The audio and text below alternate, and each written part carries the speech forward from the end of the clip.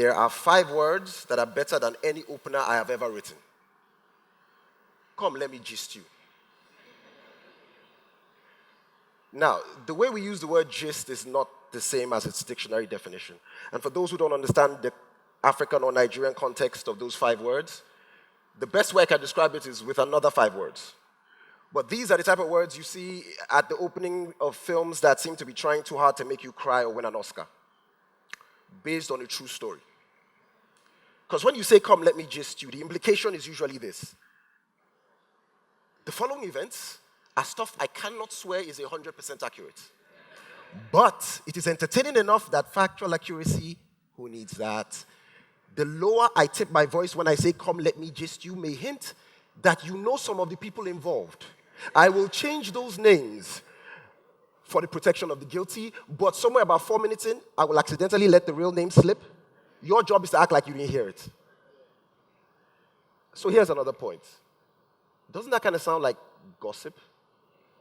But technically, gist is not gossip.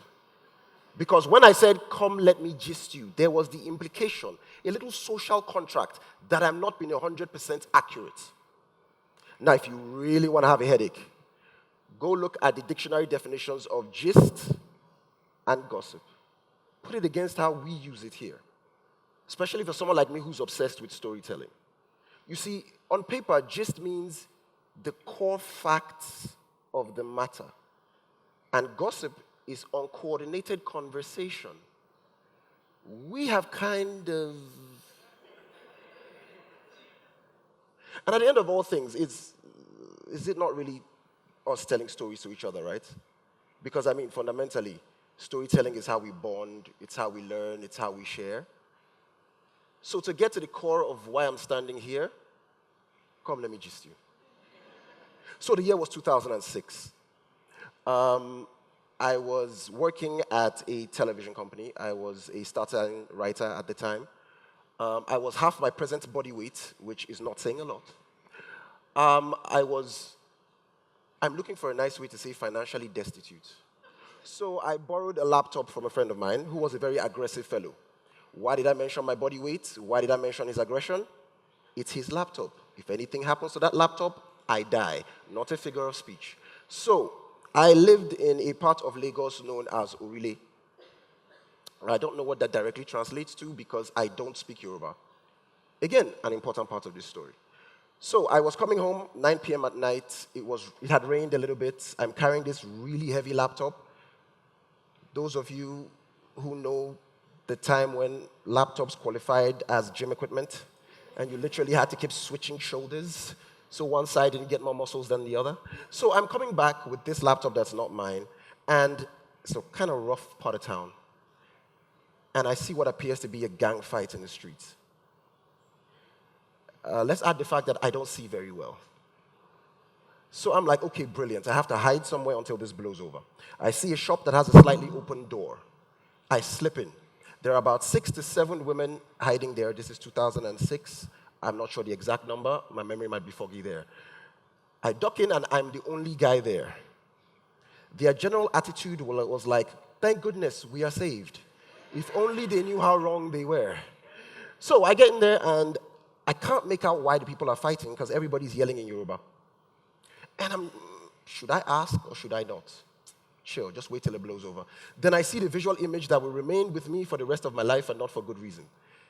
There is this very large gentleman, I use that word loosely, considering the fact that he was half naked, is carrying this huge piece of wood, which we would commonly call a plank, and is chasing this other fellow down the streets.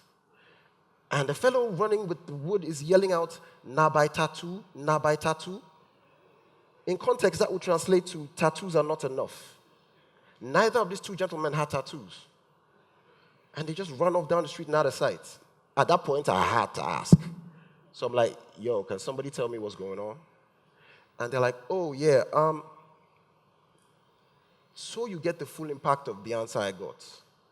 A little context. This is 2006. An amazing thing had just happened with our media. Strange men had suddenly appeared in traffic, selling DVDs of bootleg and pirated American television shows. So everything from Friends to was available in traffic. The answer they tell me is that one set of people had said sacrilegiously that Michael Scofield, who is a heavily tattooed lead character in a television show called Prison Break, would be able to take Jack Bauer, who was the lead character in another show called 24, in a fair fight. Those of you laughing loudly have seen the shows, because you instantly got what Nabai tattoo means. Because Michael Scofield is tattooed from neck down in the plans of the prison he plans to break out of. And one of them is known for his foresight and planning, and the other is known for brute efficiency. My point is, neither of the executives, writers, marketing departments in any of these two television shows in 2006, I would bet money on it, could mistakenly point at Nigeria on a map. So here were people willing to shed blood over two fictional characters, and I was very confused. And I began to do what is our national pastime. And I hesitate to say this as a Nigerian, but you know what I mean. Complaining. It's a natural sport. It comes naturally to us, and we kind of do this nationally. And I was like, goodness, when will we create media that will get people this, no violence please, get people this in their feelings? And when will, then I realized, I'm a television writer, coming from work with a laptop over my shoulder. Who am I asking? That was the moment in which I decided that I was going to dedicate the rest of my life to storytelling and creating original content. But here's an interesting caveat. The lady who translated for me, when she goes home, what will that story be for her? It would be a nice piece of gist. Come, let me tell you what I saw by way home, right? For me, it was a pivotal event. For her, just a piece of gossip.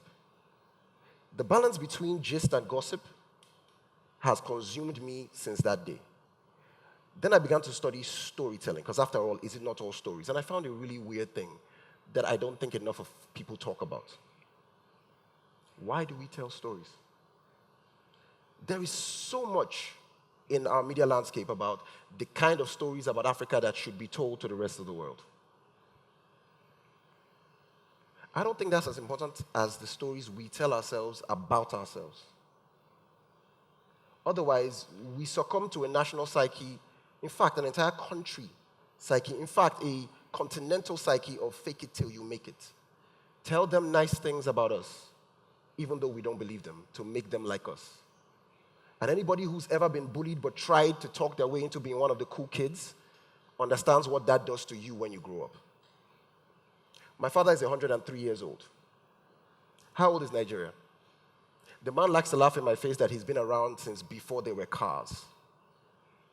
And I find it hard to realize that a lot of my friends have parents who are older than the entire country. When we grow up, the stories we tell ourselves will affect what we think about ourselves, and that will completely color what people think and say about us. Because the most dangerous thing is storytelling about storytelling. The difference between her gist and my story is that stories have a point. I'm not saying they have this deep metaphor. No. When someone says to you, let me tell you why I was late this morning, then proceeds to follow up with, I woke up, I got in the car, I got here. It's a little disappointing, isn't it? Because it serves no purpose. There is no reason. But we have almost subconsciously agreed that gisting is us talking to each other about other people for no reason. But there always is a reason. Because you see, the hardest thing to explain to people who are not creatives is this. Fiction is not lying. Fiction is the truth about other people we don't know that makes it easier for us to face the truth about ourselves. So when you are gossiping, you are essentially talking about other people. If that doesn't lead to anything else, any understanding within yourself, then you haven't told the story. You've torn somebody else down. Nature abhors a vacuum. So this is the challenge I'm going to leave to you. Anyone who's ever seen children with a Lego set understands this. Destruction is way easier than creation. You could spend 10 years putting something together, 10 hours, 2 seconds, somebody runs through it, is gone. Every time you and your inner circle, be it personal, business, your department, spend time bonding, talking off the cuff, gisting, you're doing one of two things. You're either creating or you're destroying. If either you spend a large amount of time talking about building something, or you're busy bringing something else down to make you feel better about where you are. The potential of storytelling as a member of the human race is unquantifiable. It's how we learn, it's how we bond, right? It's how all religions are formed, it's how you sell your company, it's all those things. But what are the stories you are telling yourself? What is it that you have limited yourself from by telling a story that's completely based on other people's opinions and not anything that's based in reality? I will leave you with this final thought. 2006, I'm in a relay in a shop, hiding and watching a fight that will turn my life around. Why was I there in the first place?